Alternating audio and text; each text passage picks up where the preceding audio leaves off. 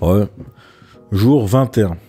On est à une semaine de la fin. Bon, la fin des vidéos, hein. Pas la fin de ta vie entrepreneuriale, pas la fin de ta boutique. Faut vraiment voir cette série de vidéos comme un mode d'emploi, un certain framework, comme ça qu'ils disent les Américains, une façon de structurer ta pensée pour lancer telle ou telle boutique. Évidemment, je t'encourage et je te conseille même vivement de lancer plusieurs boutiques, de faire plusieurs tests. Et voilà, faut pas que ça s'arrête. C'est vraiment une routine à prendre, faut pas que ça s'arrête. Donc, on a parlé hier de l'affiliation, qui est pour moi un bon moyen, comme je dis, un moyen hybride de faire la promotion de sa boutique, à moindre coût surtout. Aujourd'hui, on va parler d'autre chose. Aujourd'hui, on va parler du back-end, ce qu'on appelle le back-end.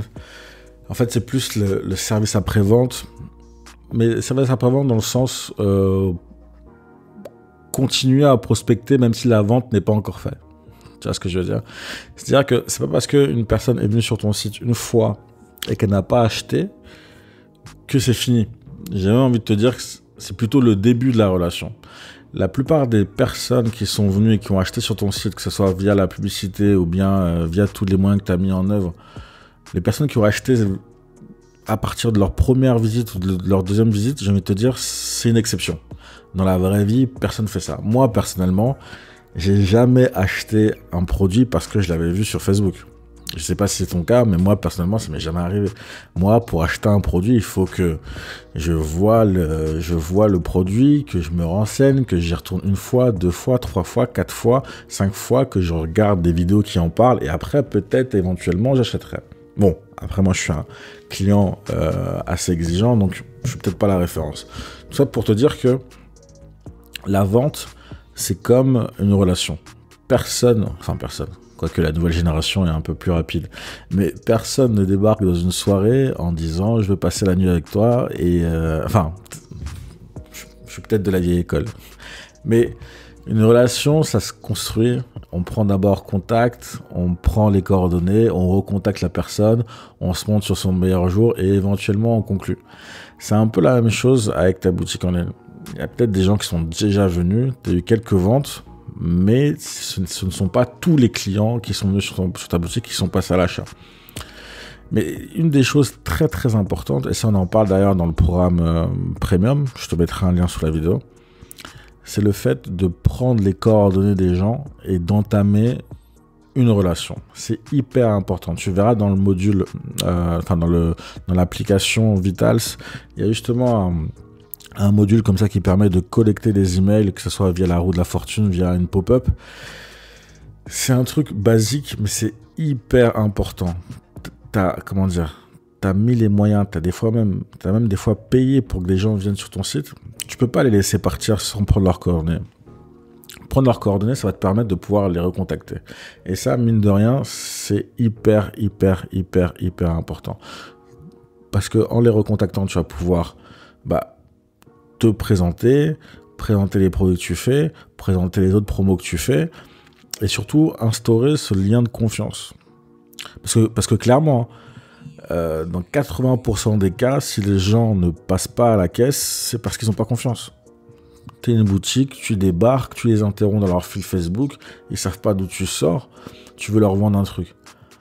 Même si certaines personnes peuvent t'intéresser, la plupart du temps, s'ils passent pas à l'achat, c'est parce qu'ils n'ont pas confiance. Et justement, le fait de prendre leurs coordonnées et d'instaurer justement ce climat de confiance en leur parlant, en faisant des compliments, en leur donnant de la valeur, en leur donnant des renseignements par rapport à ta niche, c'est ça qui va mettre en place ce climat de confiance et qui va inciter, bien du moins rassurer les personnes à passer à l'achat.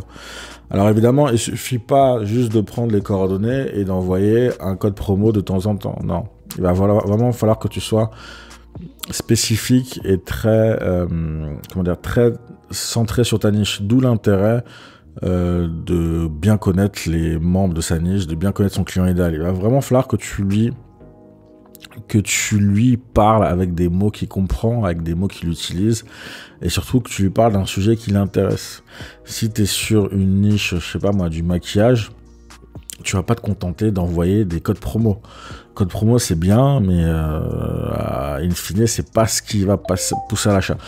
Ce que je t'encourage à faire sur cette niche notamment, c'est d'envoyer des tutos maquillage, d'envoyer des articles, d'envoyer des échantillons même. Ça, c'est un truc que beaucoup de gens rechignent à faire.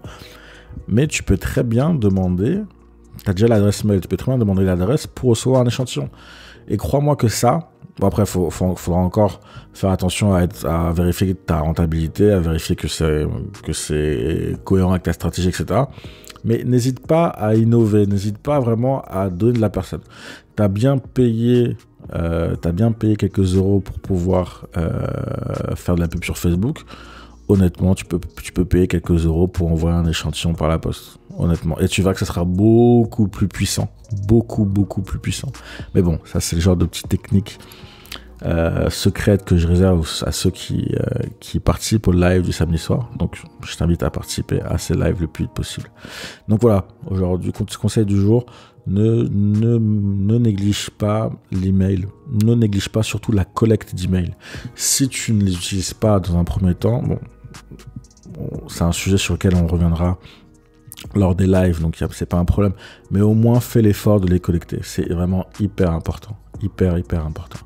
Donc voilà, c'était le petit conseil du jour. Je te retrouve demain pour un tips assez costaud. Encore une fois, on n'aura pas le temps de tout détailler dans une vidéo, mais c'est un petit élément dont il faut absolument que tu aies conscience. Donc on se retrouve demain, on lâche rien. Peace.